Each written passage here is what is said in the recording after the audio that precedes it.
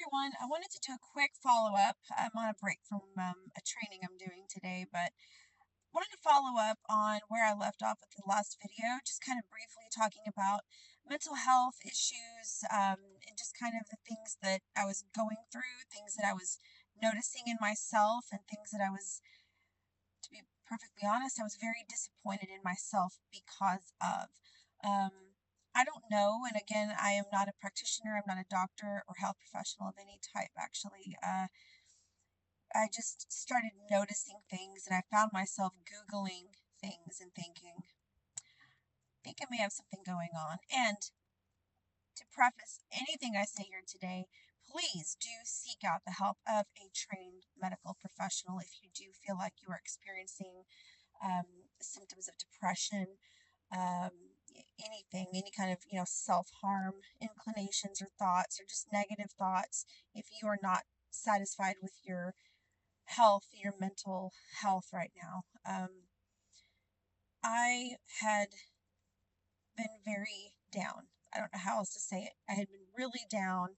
Um, I think I was just kind of the 8 or 9 months post-op, I was still sick. Lots of videos on that, but I was going to end up needing another surgery. So I really wasn't able to, like, mentally and emotionally deal with, wow, I just had a total abdominal hysterectomy. So I didn't really get to have kids, and now for sure won't be having any children. I had not really had the space or the time to process those emotions because I was like catapulted into another illness and horrible symptoms and going to the doctor constantly and not getting to the point of what was wrong. So I found myself about 5, 6 months ago finally better. No symptoms, no chronic UTIs. I'm finally off of antibiotics.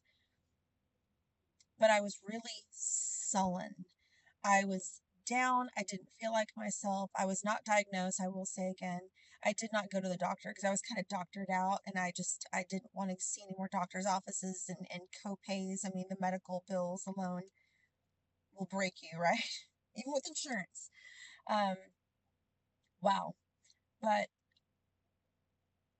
I knew something needed to change inside of myself. I knew I needed to do some work, and it would be uncomfortable work. It would not be easy, and it was going to take time. So, thank God, I feel like I'm finally in that place where I am addressing those emotions and working through it. Um, I I wasn't exercising. I was eating excessively. No real eating, issues there, or tendencies or unhealthy habits, really. Just kind of like self-comfort through food. I would overeat at times and then feel terrible. And then what would I do? I would just just sit around and scroll online and do absolutely nothing on my time off. Um, in the last 2 weeks, I started exercising again for the first time in 6 months at least. Um, I didn't want to join a gym. I didn't want to have to deal with that, but my schedule has changed to where I have a little more time in the afternoons than I did before. I have less driving because of my job. I have a more brief commute. So that's been nice. And I told myself, again, part of that uncomfortable work was you're going to do the thing. You're going to exercise. You're going to make 20 or 30 minutes for yourself every day after work.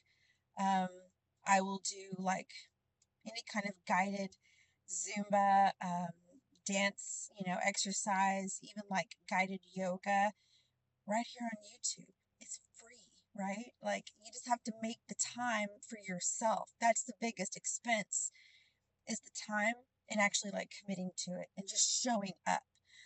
Yoga with Adrienne on YouTube. My God, she's been on here over 10 years. Her videos span back that far. Um, she talks about that. And I'll try to link her channel down below. She's absolutely just, because I'm obviously brand new to yoga. She talks about showing up for yourself and making that time, carving out that time in your day for yourself. If you're a parent, if you have, other obligations, if you have ailing parents, you have a job, you're in school, whatever those things are, try, and so that's what I'm trying to do. Not to go on and bore you about exercise. Um, I am still not the best of health, um, but we're working on this, right? We're working on the mental health aspect, and I know that endorphins play a big, big part of that. And I will definitely go to the doctor if I'm not feeling a whole lot better. But I'm feeling good because I have something that I've committed to and that I feel good about. And I have that time in the afternoons. I even cleared a space in our spare bedroom just to do the exercise, even if it's just stretches, whatever. I feel better. My body feels better. So I'm like trying to focus on the positive. So, um, I guess if you take anything from this video, is just trying to hold on to that positive and really hone in on it, really focus on that because there are so many things in this world that are just aimed at bringing us all down, right? The news, the politics, like there's so much going on. Um, Wars and, things in your own family, things very close to home, but things very much abroad. A lot going on in our world right now. So it seems selfish, but it's like, okay, this is 25 minutes when I first get home, change, from work, change into something and focus on doing whatever it is. If I did Zumba yesterday, then I'm going to do a 25-minute yoga today, a little flow of yoga. And just the positivity, the encouraging words, all of it is just so good and so needed. Um, so just kind of committing to myself and to y'all, just, hey, I'm starting this. I'm starting this work on myself. Um, in addition to that, again, I'm not looking to be a fitness expert or to have a, bikini body by a certain amount of time or lose a certain amount of weight at a certain time. The goal is to just feel better. I do need to lose about 10 pounds and I need to work on my blood pressure and get that down.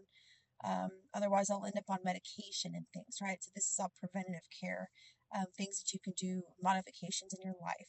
Another thing is through diet. Um, I am noticing when I have those tendencies to just pig out on something, like I had a stressful day at work. I think I just want to pick up a bunch of cookies or something. Like, is that what I really need? Or how about a fruit cup that I keep here in my pickup? Like, that's what, 70 calories, and I'm getting like what, vitamin C and fiber and vitamin A. I'm getting nutrients and hydration, and it's natural sugars, and you feel good. Like, grab an apple or something, right? So I'm trying to work on those things and not keeping those tempting foods in the house. Um, my husband and I have been focusing on like fresh fruits and wholesome snacks. It's the most basic thing on earth. There's nothing novel about what I'm doing here. Um, but I'm trying to commit to it. So again, not to go on, this is almost 10 minutes. Um, but post-op, I think at some point after your hysterectomy, you go through this kind of dark time. You just feel like, I don't know. I think the symptoms of leading up to everything and just mentally getting ready for the surgery and then waking up like, wow, this actually happened. I'm actually here. Um, just please be kind to yourself and give yourself the patience and the space and the time to recuperate and to process all of those emotions and all those things. The only way out really truly is through with this. I did not want to go right to my doctor and tell him I feel like I'm depressed. I think I'm depressed. I'm self-diagnosing. My doctor, because I know him, he'd be like, then why are you here? You already diagnosed yourself. Why are you here? You know, I have worked in health and education and wellness promotion, so I luckily know a few of the tools. It's funny because even with all of that, I still had not implemented them in my own life. So sometimes we have to take a step back, check with your ego. There's no room for ego here. You're going to have days where you feel like crap. You may have a couple days in the week where you're like on top of it, like you feel so great, like I feel better than I have in 5 years. And there's just a lot of days of in between, of highs and lows. But again, be kind to yourself. Give yourself that time and space to heal. And if and when you need to, um, reach out to your doctor and get that help that you need, um, and support. Because again, it's kind of scary thinking like, what if I was diagnosed with depression? Wow, like that's heavy, you know. Um, Again, I don't want to be on medication. I really, my doctor that I've gone to for 12 years has always told me the best thing you can do for yourself is a walk. Go for a walk. And if so, like even on your lunch break, dude, just take like 10 minutes of your lunch break and just walk around the parking lot if you can, if it's safe to do so at your job.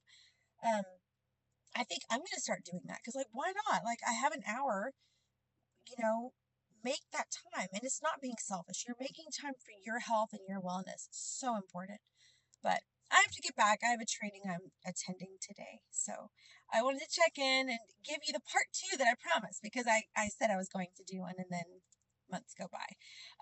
But we're all working on ourselves. We're all going to get better together. And I hope you have a really great rest of your day. I will see you in the next one.